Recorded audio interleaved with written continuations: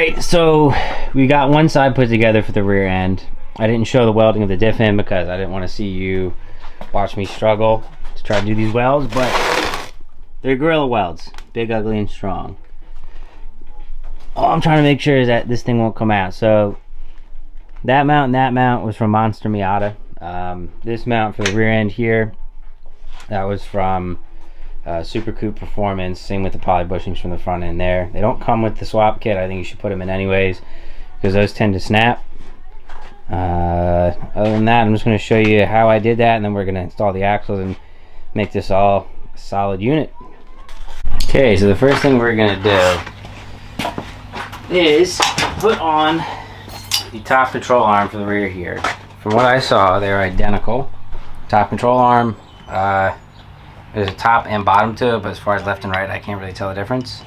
So what I did on the other side, let me check, was I put the slots down. So these here, and the slots here, those, I put those facing down. Mind you, this whole thing is, you know, upside down itself, so just keep that in mind. So what we're doing here is we gotta get this arm into these bracket holes here.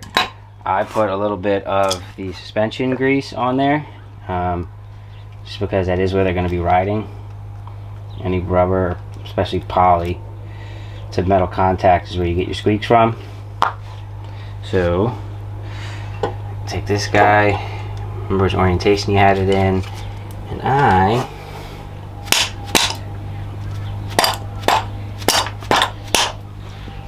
finagle it in. Got our bolts. I put copper anti-seize on because I'm tired of seeing these things seize to the bushings. It's way too much.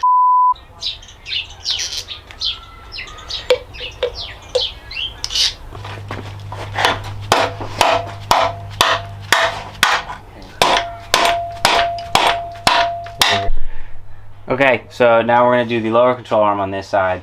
So it seems like the hole for the coilover heads towards the back of the engine, so I'm sorry, back of the car, not back of the engine.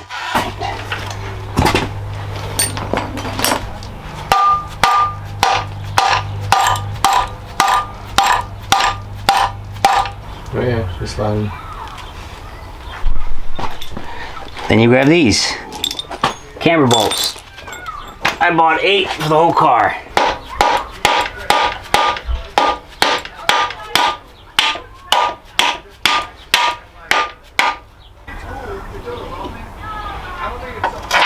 Oh wow, that's okay. That's him. Of course.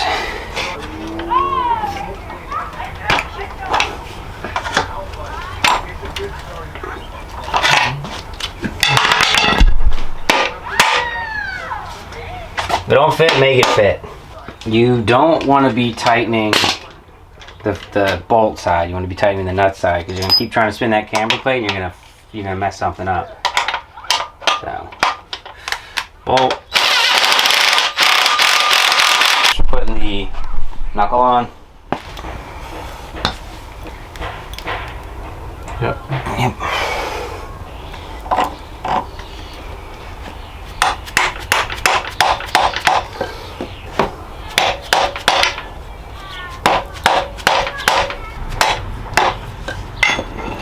Ta-da!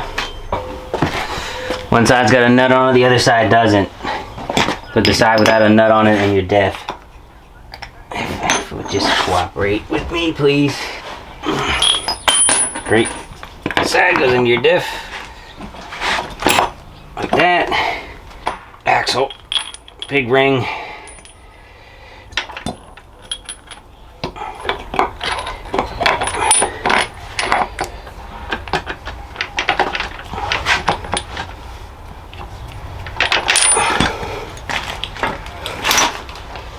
Just to sort of kiss them together. Throw it out on a couple threads. Bada bing, bada boom. You got an axle now. What are you doing in it?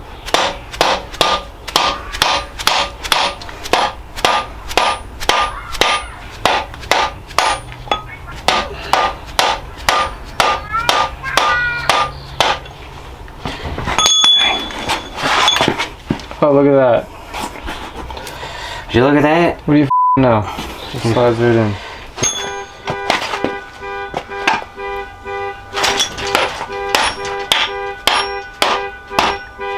Yeah, did it go in a little bit?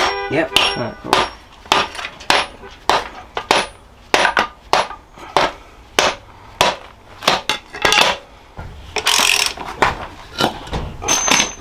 Okay. That's it. Sorry, some of the rear end. Got everything we need on here other than the rear coilovers. So what we're gonna do is use the engine hoist to flip it and then stick it on this hydraulic cart here.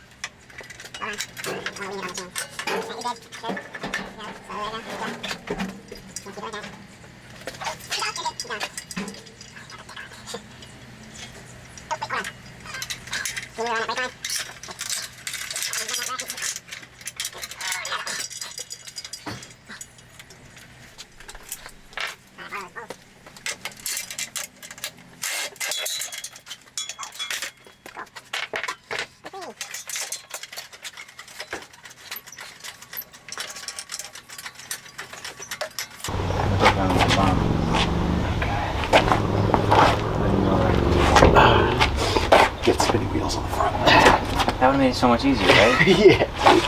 Alright, if we go straight in from here. You can squeeze by. And then we're gonna have to shimmy it over there once we're under. Look at that. Okay. About at the depth. Swing that end over. Boom. Forward here. Inch and a half back.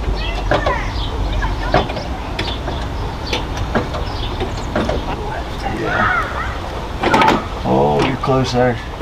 There, you're on it. At least on this back one. Let's start with that. Am I in it or am I getting stuck? You're in on that first.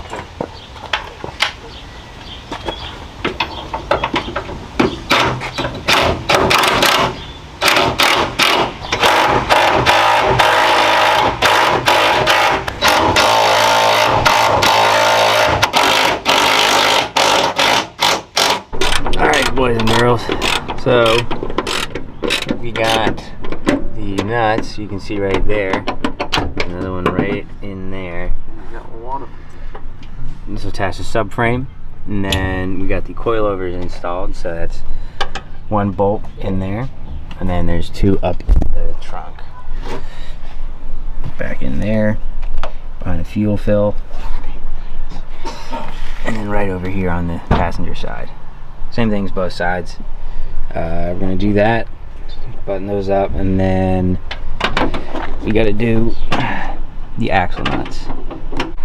Okay, so we're not reusing the calipers or rotors for this. We're getting new brakes all the way around, so we just put them on here so you have the parking brake engaged. But brand new shiny control arm, not new, but new, repainted. New coilover, new hardware, and refabbed, or what's it called? Rehab bushings and all of that. And everything's pretty much installed on there. This is the best shot right here.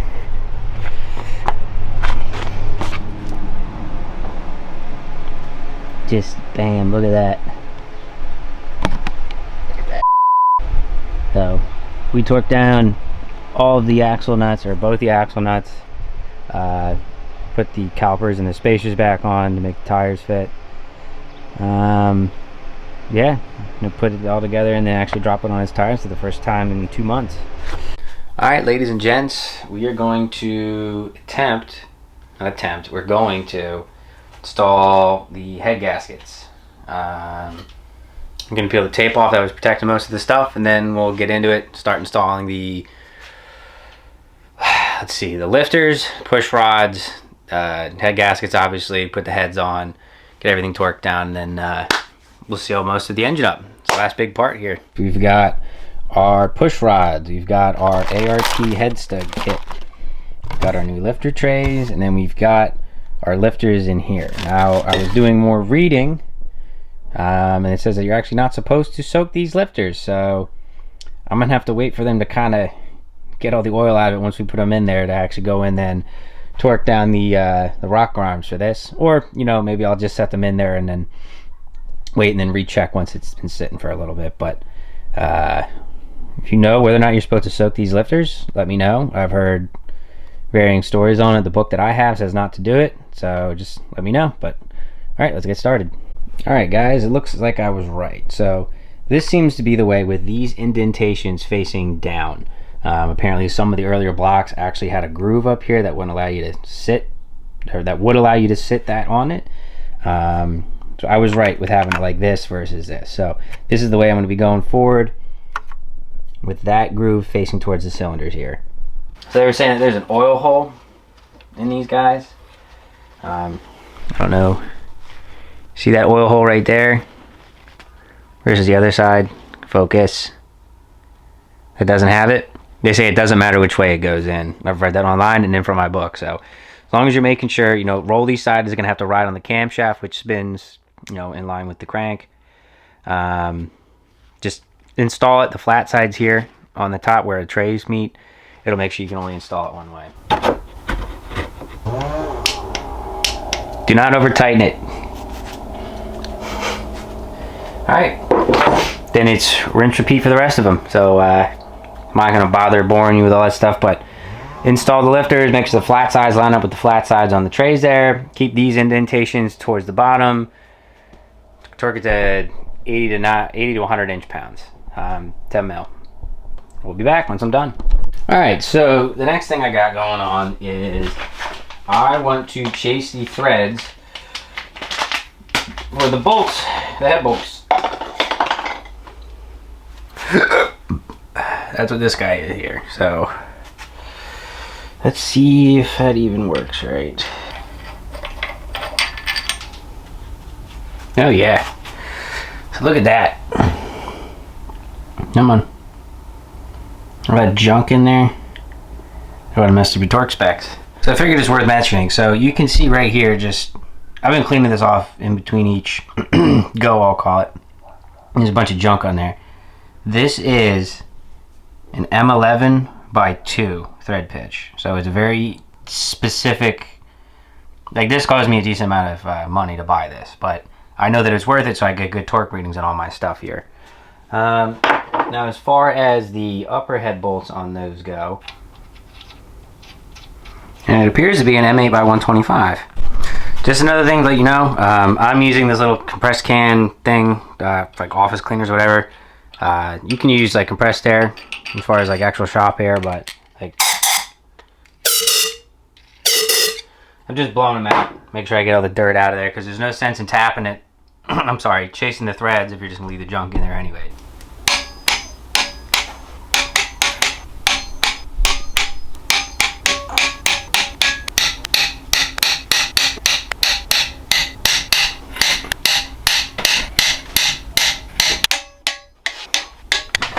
Gotta lube the ends of the rocker arms. So, I'm sorry. Ends of the push rod. So I'm using some engine assembly lube, just dab on the tip. So these are the trunnion upgrades. I didn't get to show you in the previous video, but trunnion upgrade looks like that. So next thing we're gonna do is apply a little engine lube to the rocker arms here, and then move forward right there where the cups rest on it and rotate.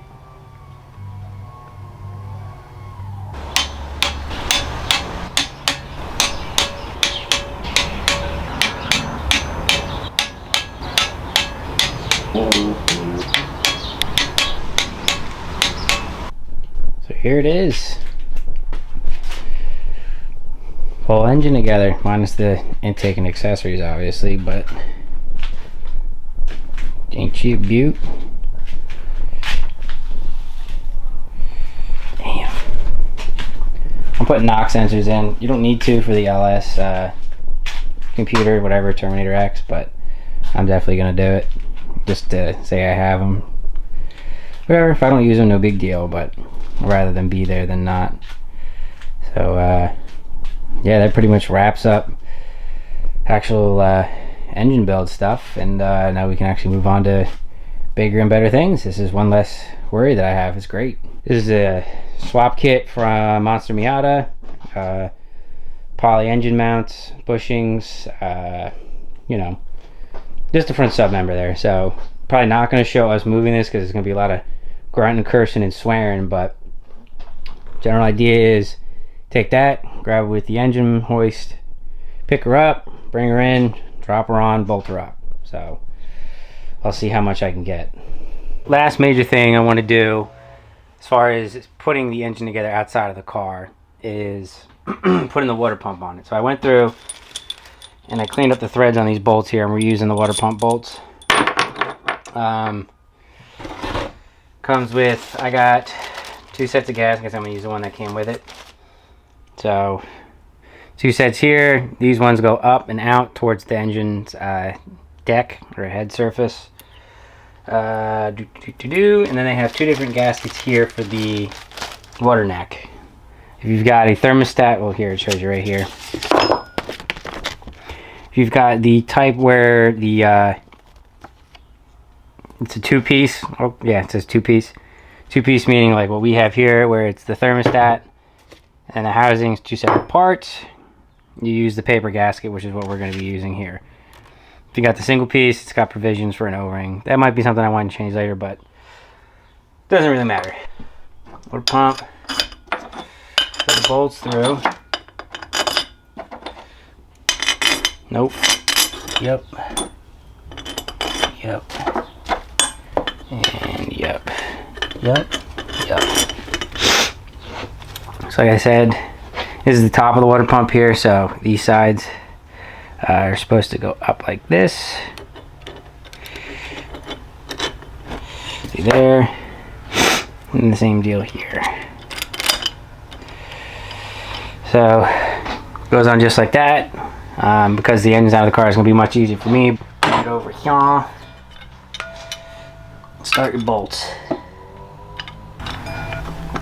And by the way, I already chased all of these threads. I went around the whole engine block and chased every bolt hole that I could find. And what I was reading online is that you want to have the flat edge that goes towards the head that I was talking about before parallel with it.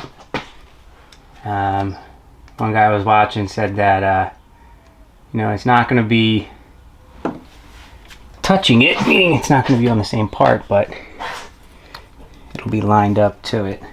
And the light shut off again.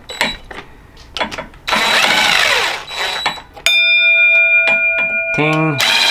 So the first pass says 11 foot-pounds, which is in inch-pounds times 12, so it's 132.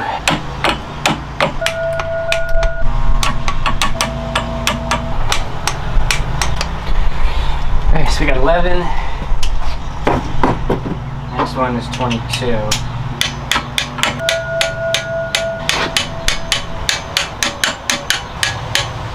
Bob's your uncle, water pump's installed. Step after that is installing the water neck here. But I don't have bolts for that, so I gotta go to the store. I'll be back. Alright, got some bolts, also got some plugs. The water pump there. Hopefully they fit, probably not. That one fits. This one is going to fit.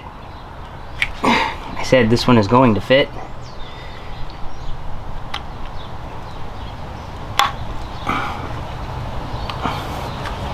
Just for now, keep it clean. Water neck's gonna do something like that. You've got a notch in the top here. Where is it? There it is on camera. Got a notch, and you got a little jangly ball. Line those up.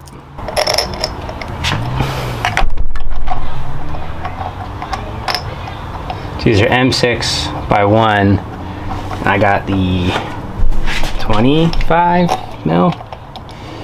I forget.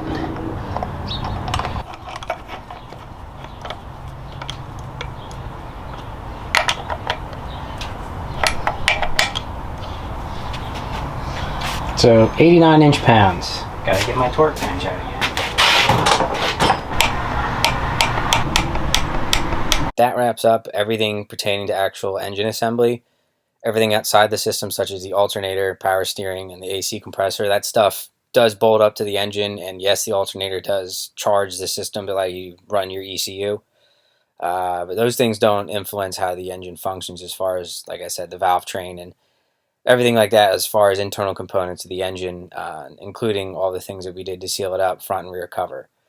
The next time on, episode 5, I think it is at this point, we're going to go over actually mounting the transmission to the engine, installing the clutch, taking measurements on that, and then hopefully by the end of it we'll actually be able to drop it into the car.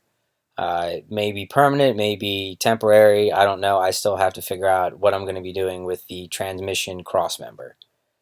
So thanks for watching, and stick around for episode 5.